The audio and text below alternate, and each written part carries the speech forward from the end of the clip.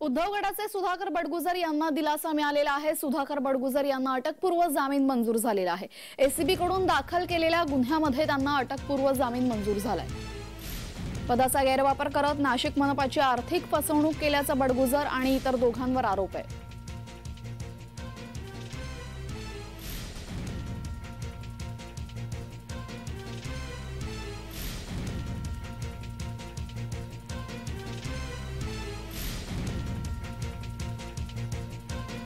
सुधाकर बडगुजर यांना अटकपूर्व जामीन मंजूर झालेला आहे। एसीबी कडून दाखल केलेल्या गुन्ह्यामध्ये अटकपूर्व जामीन मंजूर झालेला आहे।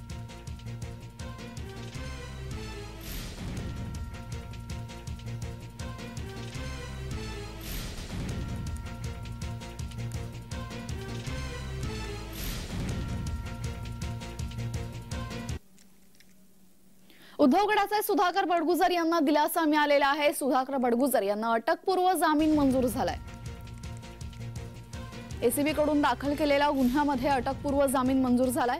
पदाचा गैरवापर करत नाशिक मनपाची आर्थिक फसवणूक केल्याचा बडगुजर आणि इतर दोघांवर आरोप आहे।